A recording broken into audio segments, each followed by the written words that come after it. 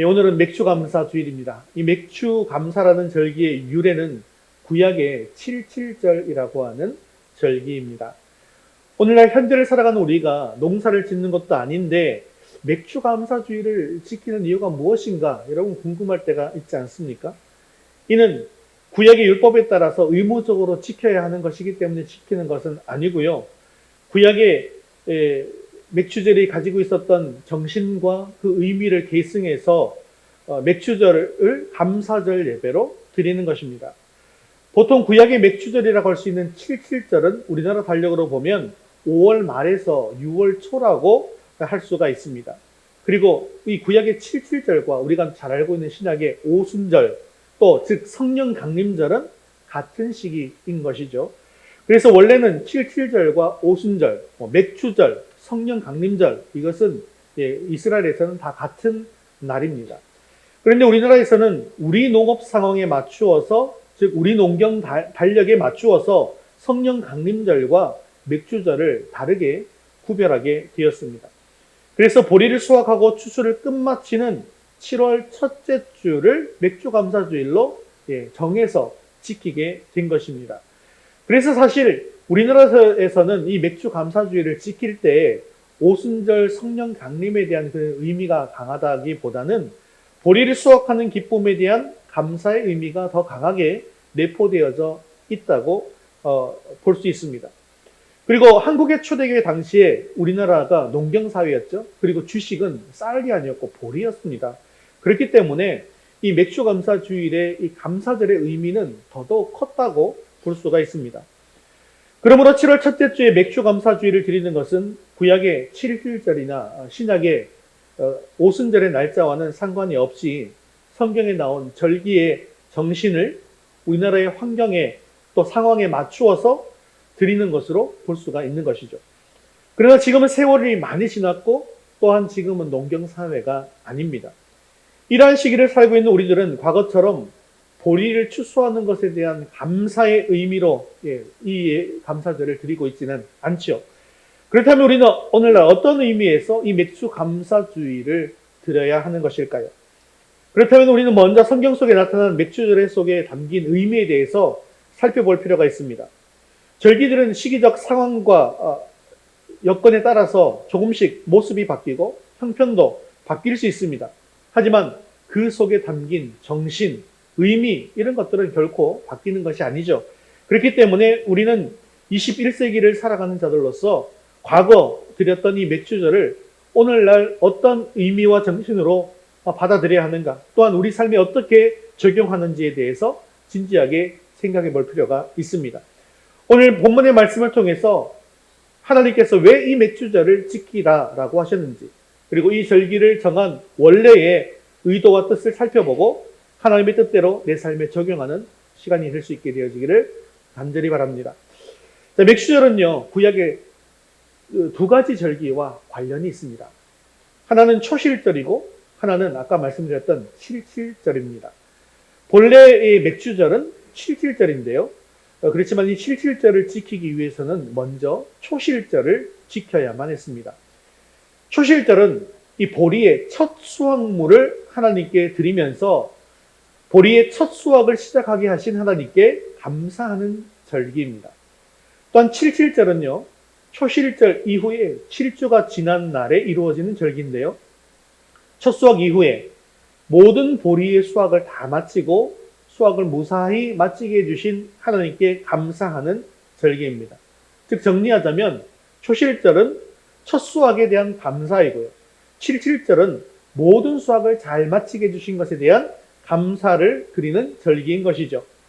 그래서 오늘 말씀을 통해서 이 초실절과 77절에 담겨있는 그 속의 의미를 잘 살펴보므로 맥주감사주일의 현대적 의미를 발견할 수 있게 되어지기를 바랍니다.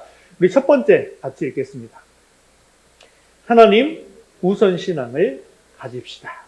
자, 먼저 초실절에 대해서 살펴보겠는데요. 9절과 10절 말씀도 계속해서 읽겠습니다. 여호와께서 모세에게 말씀하여 이르시되 이스라엘 자손에게 말하여 이르라. 너희는 내가 너희에게 주는 땅에 들어가서 너희의 곡물을 거둘 때에 너희의 곡물 첫 이삭 한 단을 제사장에게로 가져갈 것이요. 아멘. 자, 여기 보면 첫 이삭 한 단을 제사장에게 가져가라고 말씀합니다. 처음으로 수확을 시작할 때 처음으로 곡식을 벤 그 단을 가지고 오라는 것입니다. 왜 하나님께서는 첫 번째 것을 가지고 오라고 말씀하신 것일까요? 사실은요, 첫 번째 것은 가장 귀하고 소중한 것을 의미합니다. 그리고 이 처음 것은 전체를 대표하는, 그것을 상징하는 것으로서 이것을 하나님께 드리는 것은 이외의 모든 곡물까지도 다 하나님께 드리는 것을 상징하는 것입니다. 그래서 처음 것을 하나님께 가지고 오라는 것은 나의 가장 소중하고 가장 귀중한 것을 하나님께 드리는 것이고, 또한 이 모든 것이 하나님의 것입니다 라는 것을 고백하는 믿음의 행위가 되는 것이죠. 사실 하나님께서는 우리의 모든 것을 취하기에 합당하신 분이십니다. 왜냐하면 하나님께서는 모든 것의 근원이 되시기 때문이죠. 그리고 사실 이 세상에 존재하는 모든 것은 하나님의 은혜로 되지 않은 것이 하나도 없습니다. 따라서 우리는 하나님께서 내가 가진 모든 것들을 다 취해서 가신다고 할지라도 우리는 불평할 수가 없습니다. 심지어 우리 자신까지도 하나님께서 드려라 말씀하시면 우리 자신도 마땅히 드려야 하는 것이죠. 하지만 하나님께서는 그것이 마땅함에도 불구하고 이 모든 것을 다 나에게 바쳐라 이렇게 말씀하시지 않았습니다. 하나님께서는 모든 것을 다 우리에게 필요한 만큼 다 주시되 오직 하나님께서 모든 것의 근원이 되시며 하나님이 그것이 하나님의 은혜와 섭리로 되어진 것이다 라는 것을 고백할 수 있도록 오직 처음 것만 요구하신 것입니다. 그러한 이유로 성경 곳곳에는 처음 것은 다 내 것이다 라고 하신 하나님의 말씀이 곳곳에 기록되어져 있습니다. 따라서 우리는 하나님께 모든 처음 것을 드림으로 말미암아 우리의 모든 소유의 근본이, 우리 모든 소유의 근원이 하나님이시다라는 것을 고백하고, 또한 그것이 우리 하나님께서 우리에게 은혜로 허락하신 것이다라는 것을 고백해야 한다는 것이죠. 그럴 때 하나님께서는 우리에게 더 큰 은혜와 복을 베푸셔서 더 많은 열매를 맺게 해주신다는 것입니다. 그러나 만일 우리가 처음 것을 내 것인 양 고집하면서 하나님께 드리지 않는다고 한다면 하나님께서는 우리가 가진 모든 것을 거두어 가심으로 말미암아 이 소유는 네 것이 아니야 내 것이야 라고 말씀하실 수도 있다는 사실을 여러분 기억하셔야 합니다. 초실절에 이런 의미를 생각해 볼 때 저는 청년 사역을 할 때 늘 우리 청년들에게 한 이야기가 있습니다. 회사에 취직해서 첫 번째 월급을 받으면 부모님 내일을 먼저 사지 말고 목사님 말씀을 잘 전달해 드리고 부모님께 이 첫 번째 것은 하나님의 것이기 때문에 하나님께 드릴게요. 그리고 내 두 번째 월급 때 부모님 선물 사드릴게요. 괜찮으시죠? 이렇게 꼭 물어보고 그렇게 하라고 시킨 적이 있습니다. 그렇게 또 가르쳤고요. 그래서 많은 청년들이 그렇게 실제로 했습니다. 했더니 나중에 와서 지금도 10여 년이 지난 이후에 지금도 제가 개척하고 난 뒤에 찾아온 청년들이 있거든요. 그 청년들이 찾아와서 하는 얘기가 있어요. 목사님, 그때 제가 첫 월급을 하나님께 드렸는데요. 그게 지금까지도 너무나 은혜가 되고 너무 감동이 돼요. 내가 지금 하나님 은혜로 살고 있다는 게 너무나 잘 내가 체험하고 살고 있어요. 라고 고백하는 청년들로 만나게 되었습니다.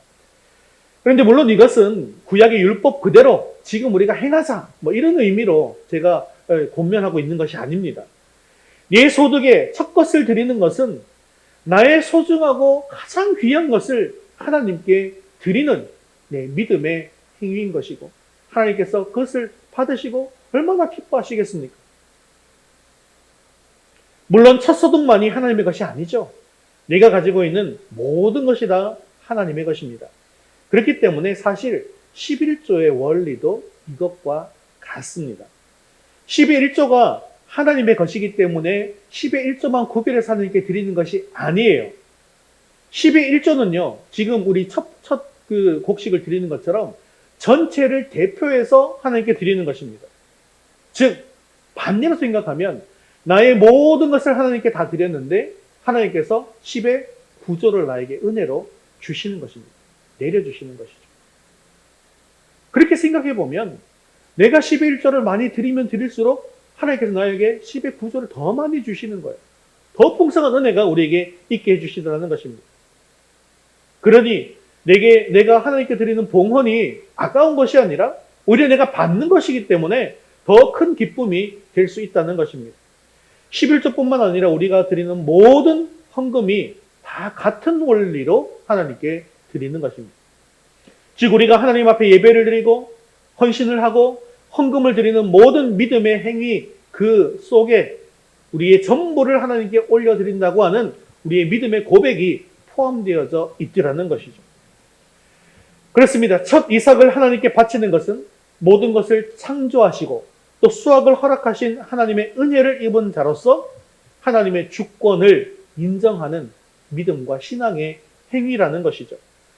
나의 주인 되신 하나님께서 나의 모든 것을 주관해 주셔서 이렇게 첫 수확의 기쁨을 얻을 수 있도록 인도해 주셨다라는 사실을 인정하고 찬양하며 감사하며 예배하는 그것이 바로 초실절의 진정한 의미가 되는 것입니다.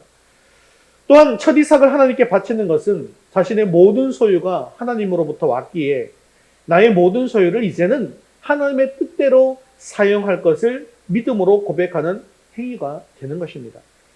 첫 이삭만 하나님의 것이 아니라 모든 것이 다 하나님의 것이니 나에게 주어진 모든 것을 하나님의 뜻대로 사용하겠다라고 하는 의미가 그 속에 또 담겨져 있는 것입니다. 성도들이 가진 소유물은 모두 하나님께로부터 받은 것이니 나는 하나님의 것을 잠시 맡아서 보관하면서 관리하는 이게 무엇이라고 합니까? 이것을 청지기. 우리는 청지기라는 것이죠. 하나님의 소유를 맡은 청지기라는 것입니다. 물질뿐만 아닙니다. 우리 성도들의 몸도 시간도 또한 마음도 우리의 정성도 모든 것이 하나님의 것이기에 하나님을 기쁘시게 하는 일에 사용하는 저와 여러분 되시기를 주님의 이름으로 축원합니다. 11절부터 13절까지는 이 초실절 제사를 어떻게 드리는가에 대한 방법이 나와 있는데요.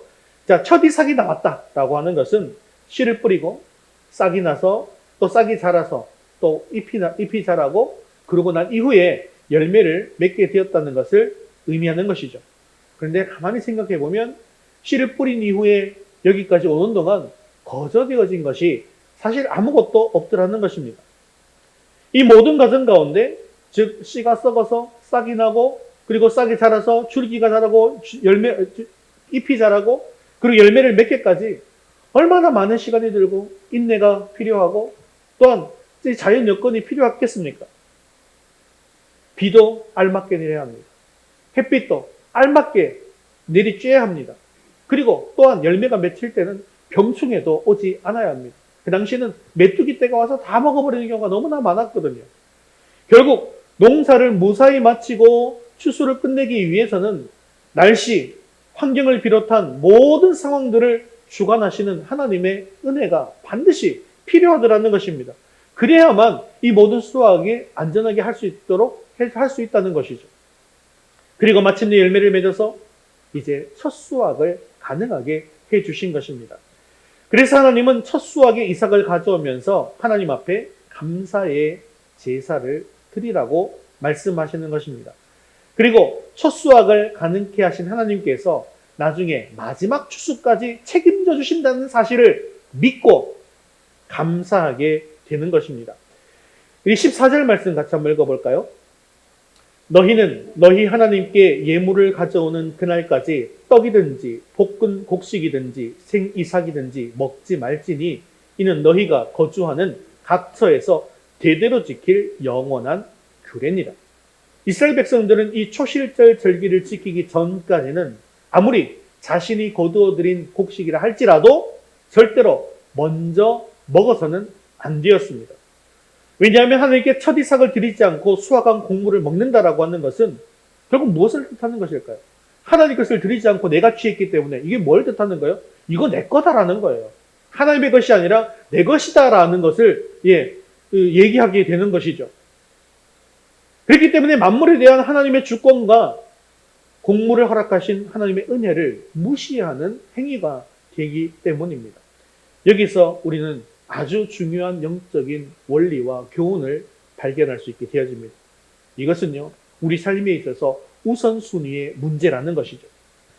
첫 수확이 가능할 수 있도록 지금까지 모든 것을 주관해 주신 하나님의 은혜에 우선적으로 가장 먼저 하나님께 감사하라는 것입니다. 우리가 밥을 먹을 때도 감사 기도를 하고 먹잖아요. 사실은 이 밥, 돈도 우리가 벌었고, 밥 지은 것도 우리가 지었고, 그래서 우리가 먹는 건데 왜 감사 기도를 해야 되는가? 라고 생각할 수 있지 않습니까? 그런데 그것이 아니지 않습니까? 이 모든 것들을 하나님께서 주신 그것이 누구의 은혜라는 거예요? 하나님의 은혜라는 거예요. 그래서 하나님께 감사 기도를 하는 것이죠. 우리는 흔히 자신이 얻은 소득은 자신의 시간과 노력과 몸을 들여서 얻은 것으로 생각하기 쉽습니다. 하지만 우리가 비록 내가 노력하고 시간과 몸을 바쳐서 얻은 소득이다 할지라도 결국 이것은 모든 것이 하나님께서 우리에게 건강을 주시고 힘을 주시고 능력을 주셨기 때문에 가능한 것 아니었습니까? 그러므로 내가 가지고 있다고 해서 이 모든 것이 내 것이 아니라 이 모든 것은 근본적으로 하나님의 것입니다. 그러므로 우리가 우리의 소득 중에서 하나님께 드릴 예물을 먼저 구별하여 드림으로 우리의 소득에 대한 하나님의 주권을 인정하는 것이 아주 마땅한 것이죠. 이처럼 나에게 주신 모든 것이 하나님의 것이라는 믿음과 수확할 수 있게 해주신 하나님의 은혜를 먼저 기억하라는 것입니다. 이것은 결국 우리 삶의 최우선순위는 하나님이시여야 한다는 것을 말씀하고 있습니다. 즉 하나님이 우리의 주인이시고 우리는 그분의 청직이라는 사실을 결코 잊지 말라는 것입니다. 그렇게 할 때 첫 수확을 가능하게 하신 하나님께서 마지막 추수까지도 끝까지 책임져 주실 것입니다. 이러한 믿음의 원리를 깨달으시고 하나님 우선 신앙을 가지시고 늘 감사함으로 하나님 앞에서 청지기의 삶을 살아가는 저와 여러분 되시기를 주님의 이름으로 축원합니다. 두 번째 같이 읽겠습니다. 지금까지 인도하셨고 앞으로도 인도하실 하나님께 감사합시다. 15절부터 21절까지는 77절에 대한 규례의 말씀이 기록되어 있습니다. 77절은 맥추절 혹은 오순절이라고 부르기도 하는 절기라고 말씀드렸죠.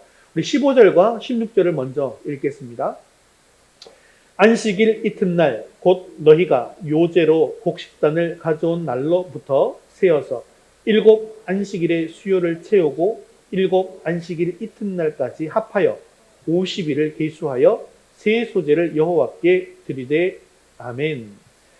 자, 이 말씀은 초실절로부터 7번 안식일이 지난 다음 날에 77절의 절기로 지키라는 것입니다. 그러므로 초실절과 77절 사이에는 49일이라고 하는 시간적 간격이 있습니다. 이 기간 동안 이제 무슨 일이 벌어지냐면 첫 수확을 거두고 난 뒤에 이 49일 동안 어떻게 해요? 마지막 수확까지 다 이루어지는 것이죠. 이스라엘 백성들은 농사를 두 번 짓습니다. 첫 번째는 보리와 미래 곡식 농사이고요. 두 번째는 포도나무와 감람나무의 과일 농사입니다. 77절에는 이제 이 보리 농사가 끝마쳐지는 거예요. 그 뒤에 또 감사절이 한 번 더 있죠. 우리나라도 감사절이 또 있잖아요. 뭐죠? 추수감사절. 그것처럼 이스라엘은 수상절이라는 절기가 또 있습니다. 그것이 우리의 지금 추수감사절과 같은 절기인데요. 그러면 이 수상절에는 무슨 농사를 끝마치게 된다면 과일 농사가 끝나게 되는 것입니다. 즉 보리의 수확과 추수를 끝마치고 무사히 농사를 끝낼 수 있도록 모든 것을 주신 하나님께 감사하는 절기가 바로 77절이라는 것입니다. 보리는 이스라엘 백성들의 주식이었습니다. 보리를 수확하고 타작마당에서 보리를 타작하면서 자신들이 1년 동안 먹고 살아갈 곡식을 무사히 추수하게 해주신 하나님, 또 지금까지 지켜주시고 인도하신 하나님께 감사하는 날이 바로 77절이었던 것이죠. 77절도 초실절과 마찬가지로 수확물의 일부를 가지고 와서 바치고 감사의 제사를 지내게 되는데요. 이 신약에서는 77절과 오순절의 성령의 강림이 연결되어 있다고 말씀을 드렸죠. 이스라엘 백성들이 보리를 수확하고 감사의 절기를 지닌 시기와 이 성령 강림의 시기가 같다라고 하는 것은 하나님의 인도하심에 대한 영적인 상징적 의미가 내포되어져 있습니다. 77절은 지금까지 하나님의 백성들을 인도하여 주신 은혜에 대한 감사라는 절기라고 했죠. 그리고 한 발 더 나아가서 지금까지 인도하신 하나님께서 앞으로도 영원토록 우리들을 인도해 주실 것을 믿고 감사하는 절기입니다. 즉 7.7절은 보리 수확이 끝나는 시기라고 말씀드렸잖아요. 하지만 동시에 또 새로운 밀 수확이 시작되는 시기이기도 하다는 것이죠. 보리 수확은 끝났지만 이제 밀을 추수해야 될 시기이기 때문에 보리 농사를 잘 마치게 해주신 하나님께서 앞으로 이 밀 농사까지도 잘 책임져 주시는 것을 먼저 믿음으로 감사하는 절기가 7.7절이라는 것입니다. 그렇기 때문에 7.7절과 오순절 성령 강림의 사건이 이어진 것도 사실 같은 의미로 되어진 것입니다. 이게 구약의 절기와 신약의 절기가 이렇게 다 연결되어 있습니다. 연결되어 있어요. 그러니까 우리가 지난번에 배웠던 6월절 같은 경우에도 6월절은 신약에 무엇을 상징합니까? 예수님이 십자가에 달려서 죽으심으로 6월절 제물이 되신 것을 상징하는 것이잖아요. 사실 초실절도 아무런 의미가 없는 것이 예수님과 연결되는 의미가 없는 게 아니에요. 초실절도 의미가 있습니다. 어떤 의미가 있나고 하냐면 첫 번째 열매잖아요. 첫 번째 열매를 하나님께 드린 것이고 그 위에 모든 것들을 하나님께서 다 책임져 주시는 것이잖아요. 그런데 부활의 첫 열매가 되신 분이 누구십니까? 예수님이잖아요. 부활의 첫 열매로 예수님을 하나님께 드렸잖아요. 그러면 그 뒤에 열매들, 그것이 누구입니까? 바로 우리들입니다. 그 뒤에 열매들까지도 다 책임져 주신다는 거예요. 그것이 또 초실절에는 영적인 그런 의미가 있는 것이거든요. 그러니 지금 이 7.7절과 성령 강림절도 연결이 되어 오순절도 연결이 되어져 있다는 것을 이야기하는 것입니다. 즉 이 성령의 역사가 뭐냐? 지금까지 인도해 주신 하나님께서 앞으로는 누구를 통해서 함께 영원토록 함께 하시겠다? 성령을 통해서 너희와 함께 하시겠다. 그리고 너희를 인도해 주겠다라는 사실을 깨닫게 하시고자 7.7절과 오순절을 연결시켜 주신 것입니다. 또한 7.7절이 지난 후에는 묵은 곡식이 아니라 이제는 새로운 곡식을 먹게 되어지는데요. 새로운 곡식을 먹는 오순절에 새 영이신 성령께서 강림하심으로 말미암아 교회와 성도들을 새롭게 하신다라고 하는 그런 의미도 담겨져 있는 것이죠. 그렇습니다. 이처럼 초실절과 7.7절, 오순절뿐만 아니라 모든 절기를 하나님께서 우리에게 주신 이유는 지금까지 인도하신 하나님께 감사하고 앞으로도 변함없이 인도하시는 하나님의 은혜에 감사하라는 것입니다. 이스라엘 백성들에게 있어서 가장 큰 절기는 유월절과 무교절입니다. 유월절과 무교절은요, 구원의 은혜에 대한 감사의 의미가 큰 것이죠.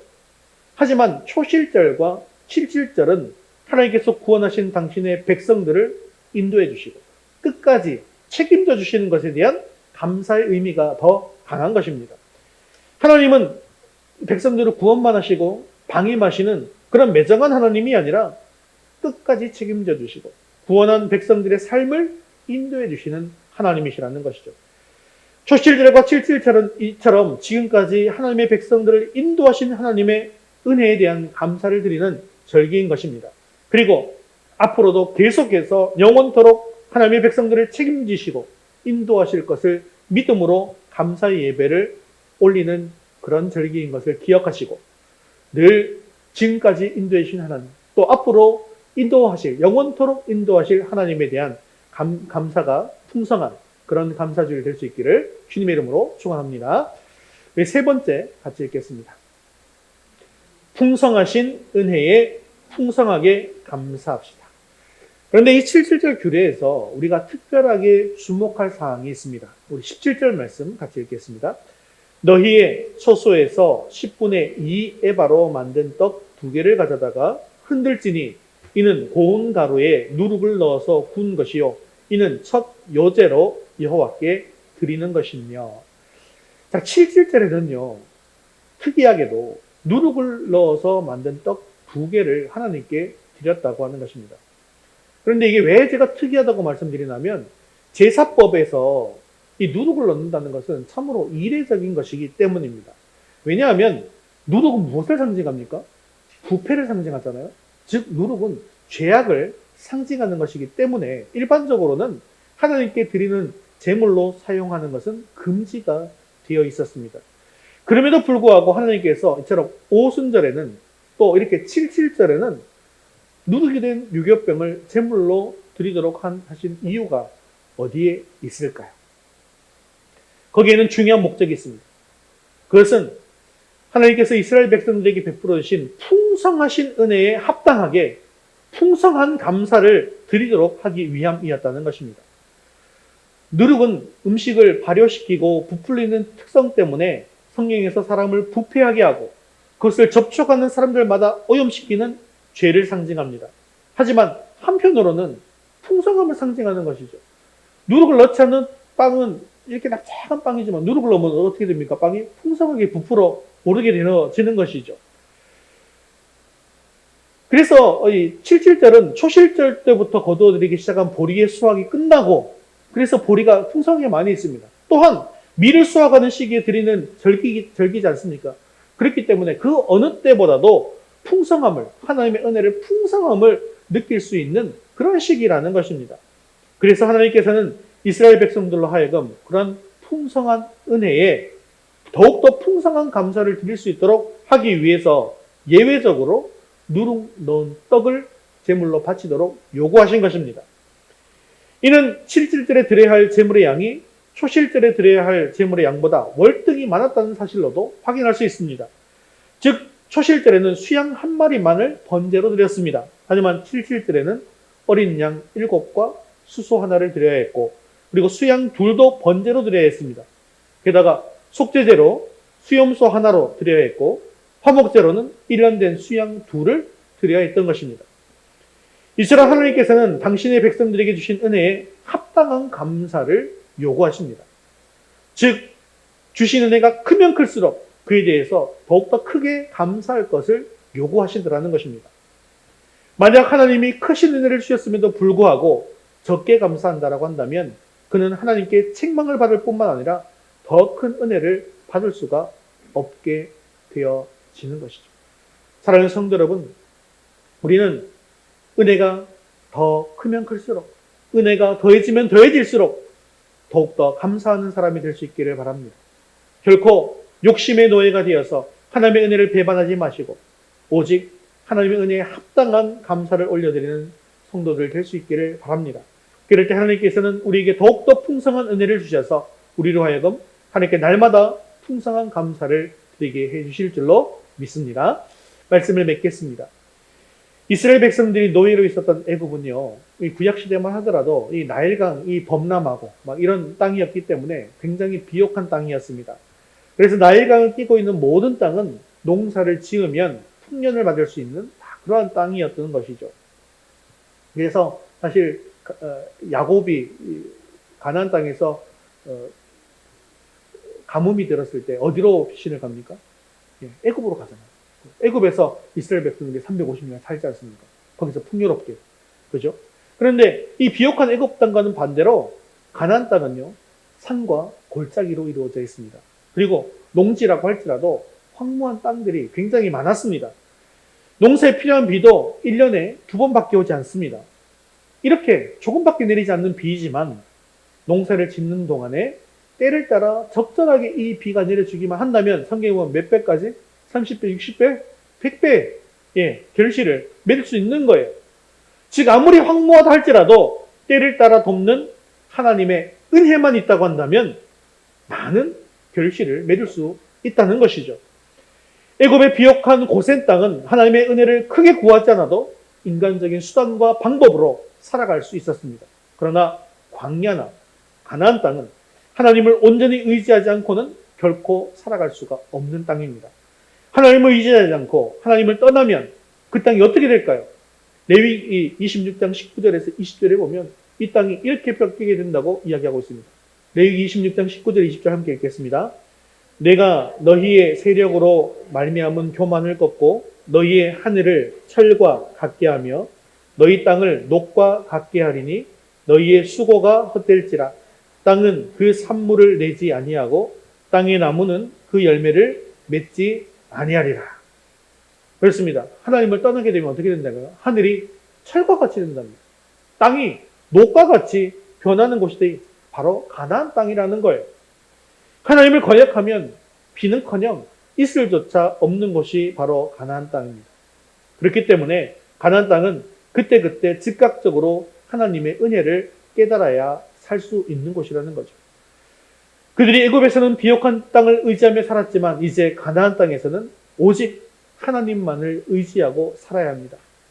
하나님께서 기름진 애굽 땅을 떠나서 척박한 가나안 땅으로 인도하신 이유가 바로 여기에 있습니다. 하나님을 잘 의지하면 애굽보다 훨씬 더 풍성하게 살아갈 수 있지만 그렇지 않으면 말할 수 없는 고통을 당하면서 어렵게 살 수밖에 없습니다. 그래서 가나안 땅은 약속의 땅이죠. 하지만 동시에 하나님의 은혜가 있는 땅이라는 것입니다. 하나님께서 첫 이삭을 드리는 초실절과 칠칠절의 규례를 주신 이유는 구원의 은혜를 베풀어 주신 하나님께서 우리의 구원 이후의 삶 가운데서도 계속 은혜를 베풀어 주신다는 사실을 깨닫게 하시기 위함입니다. 그러므로 우리는 구원의 은혜뿐만 아니라 늘 우리에게 은혜를 베풀어 주셔서 하루하루를 살아가게 하시는 하나님께 언제나 감사하며 찬양하는 삶을 살아야 합니다. 절기 때만 혹은 특별한 때만 감사하지 마시고 매일의 삶 속에서 나에게 이러한 은혜를 베푸신 하나님께 감사와 찬양을 올려드리는 삶을 살 수 있기를 바랍니다. 매일매일의 삶이 지극히 평범한 삶처럼 느껴지지만 이 평범한 삶 속에 하나님의 은혜가 있습니다. 그리고 이 삶 속에 언제나 하나님께서 우리와 함께하고 계십니다. 나를 구원하신 하나님이 내 삶을 주관하고 인도하고 계십니다. 또한 지금까지 나를 인도하시고 붙잡아 주신 하나님이 과거뿐만 아니라 현재와 미래에도 내 삶을 인도하시고 붙잡아 주실 것입니다. 사랑하는 성도 여러분, 오늘 맥주 감사주의를 맞아서 초실절과 칠칠절을 지키는 가장 중요한 의의가 바로 하나님을 만물의 근원과 주권자로 인정하고 그에게 모든 우선권을 드리는 것임을 다시 한번 되새기고 기억하시면서 우리의 모든 삶에서 우선권을 하나님께 돌려드림으로 영적인 초실절과 칠칠절을 지키시기를 바랍니다. 또한 하나님께서 베풀어 주시는 풍성한 은혜를 받아서 또한 풍성한 감사를 드릴 수 있는 저와 여러분 되시기를 주님의 이름으로 축원합니다.